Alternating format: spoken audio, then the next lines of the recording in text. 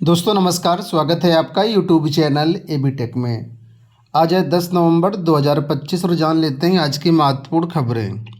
सबसे पहले जान लेते हैं उत्तर प्रदेश में होने वाली आंगनवाड़ी भर्तियों के बारे में। आप लोग जानते हैं उत्तर प्रदेश के सभी जनपदों में करीब 70,000 पदों पर अलग अलग टाइम पर आंगनवाड़ी भर्तियाँ हो रही हैं। इसी कड़ी में यहाँ पर देखेंगे तो कई सारे ज़िलों से आंगनवाड़ी की वैकेंसीज आई हुई हैं। यहाँ पर देखेंगे लेटेस्ट वैकेंसीज में तो हापुड़ की वैकेंसी है जिसमें आवेदन करने की लास्ट डेट 20 नवंबर है। इसके बाद अमरोहा की भर्ती है, 25 नवंबर लास्ट डेट है। ललितपुर की वैकेंसी है, 27 नवंबर लास्ट डेट है। प्रतापगढ़ की वैकेंसी है, 28 नवंबर लास्ट डेट है। सिद्धार्थनगर में 24 नवंबर लास्ट डेट है। इसी के साथ ही यहाँ पर जो हेल्पर की वैकेंसीज हैं उसमें देखिए ललितपुर आंगनवाड़ी सहायिका की भर्ती जो है 1 दिसंबर लास्ट डेट है और शामली में सहायिका के लिए 1 दिसंबर भी लास्ट डेट है। तो राइट साइड में जो वैकेंसीज दिख रही हैं हेल्पर की हैं और लेफ्ट साइड में जो वैकेंसीज हैं वो वर्कर की हैं। तो इन सभी के लिए आवेदन चल रहे हैं। आप लोग इस वेबसाइट पर जा कर के अपना अपना फॉर्म भर सकते हैं अगर आपके ज़िले की आई हुई है। तो बाकी अगर आपके ज़िले की नई वैकेंसीज हैं तो आप इसी वेबसाइट पर आप देखते रहिएगा। तो यहाँ पर आपको सारी वैकेंसीज टाइम टू टाइम मिलती रहेंगी। बढ़ते हैं अगली अपडेट की तरफ। तो यहाँ देखिए अपडेट है कि 59 केंद्रों पर 6,80,000 देंगे CHSL की परीक्षा। कर्मचारी चयन आयोग की ओर से 12 से 30 नवंबर के बीच 17 विभिन्न दिवसों पर कंबाइंड हायर सेकेंडरी लेवल 2025 के प्रथम चरण की कंप्यूटर आधारित परीक्षा कराई जाएगी। इस परीक्षा के लिए SSC मध्य क्षेत्र के अधीन उत्तर प्रदेश और बिहार के 13 शहरों में 59 केंद्र बनाए गए जिसमें 6,80,490 परीक्षार्थी परीक्षा देंगे। ठीक है, तो यहाँ पर डिटेल देखना चाहें तो सभी सेंटर पर मतलब किस शहर में कितने सेंटर बने गए हैं उसकी पूरी यहाँ पर लिस्ट दी गई है। इसके साथ ही यहाँ पर देखिए डीएलएड छात्रों के लिए एक बड़ी अपडेट है। लिखा हुआ है कि राहत डीएलएड अभ्यर्थियों को अतिरिक्त अवसर। जो पूर्व में परीक्षा से किए गए थे वंचित उन्हें मौका मिलेगा। पोर्टल खोलने का निर्देश दे दिया गया है। कोर्ट ने कहा अब याचियों को कोई भी दिक्कत या कोई भी उत्पीड़न नहीं झेलना पड़ेगा। अब पूरा मामला क्या है वो देख लेते हैं। तो लिखा हुआ है इलाहाबाद हाई कोर्ट ने परीक्षा नियामक प्राधिकारी को डीएलएड परीक्षा पोर्टल खोलने का निर्देश दे दिया है।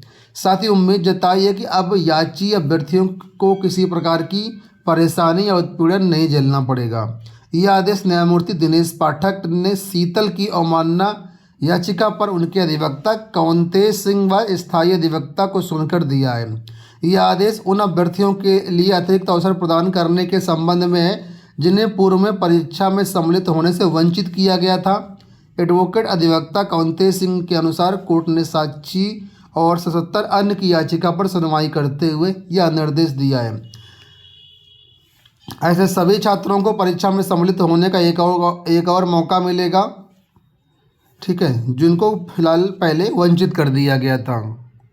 खंड शिक्षा अधिकारी की भर्ती तैयारी करने वाले सभी अभ्यर्थियों के लिए एक बड़ी अपडेट देखिए यहाँ पर है कि BEO भर्ती नियमावली में फिर होगा संशोधन।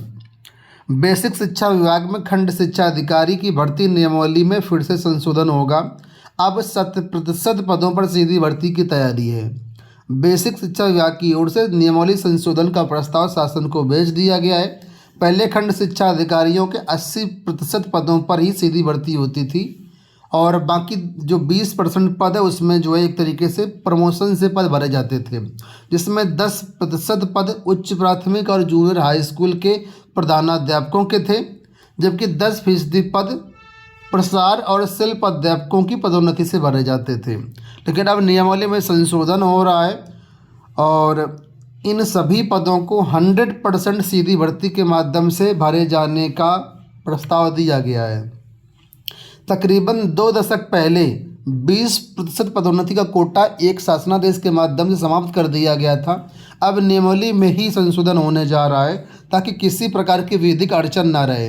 इससे पहले उत्तर प्रदेश शैक्षिक सेवा संशोधित नियमावली 1992 में भर्ती के लिए शैक्षिक योग्यता से समकक्षता को हटाने के लिए संशोधन किया गया है। आप लोग जानते हैं लोक सेवा आयोग की सभी भर्तियां समकक्षता को लेकर के फंसी हुई थी, तो इस भर्ती से भी समकक्षता समाप्त कर दी गई है। समकक्षता का कोई शब्द यहाँ पर नहीं मिलेगा आपको। लेकिन अब जो प्रमोशन संबंधी नियम है उनको संशोधन करने के लिए प्रस्ताव भेजा गया है। आपको बता दें इस भर्ती में आवेदन करने के लिए यहाँ पर देखिए पहले क्या नियम था, तो लिखा है विश्वविद्यालय स्तर से स्नातकोत्तर उपाधि या समकक्ष मान्यता प्राप्त उपाधि धारक अभ्यर्थी आवेदन करने के लिए पात्र थे। लेकिन संशोधन के बाद किसी भी विश्वविद्यालय या संस्था से स्नातकोत्तर उपाधि धारक अभ्यर्थी को आवेदन करने के योग्य माना गया है। अब यहाँ पर थोड़ा सा मुझे लगता है मिसप्रिंट है, क्योंकि ये भर्ती ग्रेजुएशन के आधार पर होती है जहाँ तक मुझे लगता है, बाकी यहाँ पर स्नातकोत्तर लिखा हुआ है। ठीक है, तो इसको एक बार वेरीफाई करना होगा, आप एक बार वेरीफाई कर लीजिएगा। अब देखिए यहाँ पर पदों की स्थिति देख लेते हैं, तो यहाँ पर लिखा हुआ है आयोग को भेजा गया है 134 पदों का अधियाचन। ये भर्ती जो है लोक सेवा आयोग के माध्यम से आती है और लोक सेवा आयोग को करीब 134 पदों का अधियाचन भेज दिया गया है। नियमावली संशोधन के बाद नई भर्ती के लिए विज्ञापन जारी होने की उम्मीद है। तो जो नियमावली है इसी को कम से कम 4-5 महीना 6 महीने लग जाएंगे संशोधन में, उसके बाद सोचिएगा कि भर्ती आएगी। आपको बता दें इससे पहले 2009 में 309 पदों पर खंड शिक्षा अधिकारी के लिए विज्ञापन जारी किया गया था, जहां पर 5 लाख से अधिक छात्रों ने आवेदन किया था। यहाँ पर भी देखिए जागरण की तरफ से अपडेट किया गया कि बीईओ के सभी पदों पर की जाएगी सीधी भर्ती, यानी कि प्रमोशन का काम खत्म हो गया। 100% पद जो है वो अब सीधी भर्ती के माध्यम से भरे जाएंगे। एक बड़ी अपडेट यहाँ पर देखिए कि भावी शिक्षकों को करनी होगी नए तरह की पढ़ाई। इलाहाबाद विश्वविद्यालय व कॉलेजों में इंटीग्रेटेड पाठ्यक्रमों पर जोर, 4 वर्षीय बीए बीएड कोर्स की तैयारी। तो नई शिक्षा नीति के तहत बीएड की पढ़ाई का तरीका भी बदलने जा रहा है। इलाहाबाद विश्वविद्यालय और संगठक कॉलेजों में इंटीग्रेटेड पाठ्यक्रमों पर जोर है। इसी के तहत 4 वर्षीय बीएड की पढ़ाई की भी तैयारी है। विश्वविद्यालय में इसके लिए अनुमति मिल गई है। इसी क्रम में कॉलेजों की ओर से भी इनका प्रस्ताव भेजा गया है। तो 2025-26 से स्नातक में सेमेस्टर सिस्टम लागू कर दिया गया है। इसके अलावा नई शिक्षा नीति के तहत स्नातक अब 4 वर्ष का होगा। इसी के तहत भावी शिक्षकों को भी नए पढ़ाई करनी होगी। बीएड में 4 वर्षीय यानी आईटीईपी प्रोग्राम कोर्स शुरू होने जा रहा है। ठीक है, इसके साथ ही आप लोग जानते हैं बीएड जो है अब पीजीटी में भी लागू कर दिया गया है। तो पीजीटी को लेकर के बहुत सारे छात्र जो हैं बीएड को लेकर के उत्साहित हैं। हालांकि 4 वर्षीय कोर्स नहीं करेंगे, जो नॉर्मल कोर्स होता है 2 साल का उसी को करेंगे। तो कई बार ऐसा होता है बीएड का ट्रेंड ख़त्म हो जाता है, फिर कोई न कोई नियम आ जाता है और फिर से बीएड का ट्रेंड बढ़ जाता है। तो फिलहाल अभी बीएड का ट्रेंड एक बार फिर से बढ़ गया है, क्योंकि चाहे जीआईसी प्रवक्ता की भर्ती हो, चाहे वो यूपी पीजीटी भर्ती हो, सभी भर्तियों में बीएड को अनिवार्य किया गया है। इससे जो है लगातार बीएड की मांग बढ़ रही है। अंत में एक महत्वपूर्ण सूचना देखी है कि सेवा सुरक्षा के लिए संघर्ष करेंगे शिक्षक। आप लोग जानते हैं कि यूपी के एडेड विद्यालयों में टीजीटी पीजीटी में सेवा सुरक्षा समाप्त कर दिया गया है। चयन बोर्ड जब था तो सेवा सुरक्षा भी थी, अब सेवा सुरक्षा जो है हटा दिया गया है। इसकी लगातार मांग की जा रही है। तो माध्यमिक शिक्षक संघ एकजुट का 3 दिवसीय प्रांतीय अधिवेशन शुरू होने जा रहा है। इसमें ये सेवा सुरक्षा भी एक बड़ा मुद्दा रहेगा। आपको बता दें यहाँ पर देखिए लिखा हुआ है कि एडेड विद्यालयों को राजकीय का दर्जा दिलाने के लिए संघर्ष करने का ऐलान किया गया है, ताकि एडेड विद्यालयों के कॉलेजों व शिक्षकों प्रधानाचार्यों को शोषण से मुक्ति दिलाई जा सके। इसके साथ ही राजधानी लखनऊ में शुरू हुए इस प्रांतीय अधिवेशन में शिक्षकों की जो ये मुद्दा है सेवा सुरक्षा, इसका भी मुद्दा रहेगा, राजकीयकरण का भी मुद्दा रहेगा। इसके अलावा कई अन्य मुद्दे रहेंगे जिसको लेकर के प्रांतीय अधिवेशन शुरू हो रहा है। दोस्तों ये होगा आज की सारी सूचनाएं। उम्मीद करेंगे वीडियो आपको पसंद आया होगा। इसी तरह के अपडेट के चैनल को सब्सक्राइब कर लीजिए। मिलते हैं नए वीडियो में। धन्यवाद।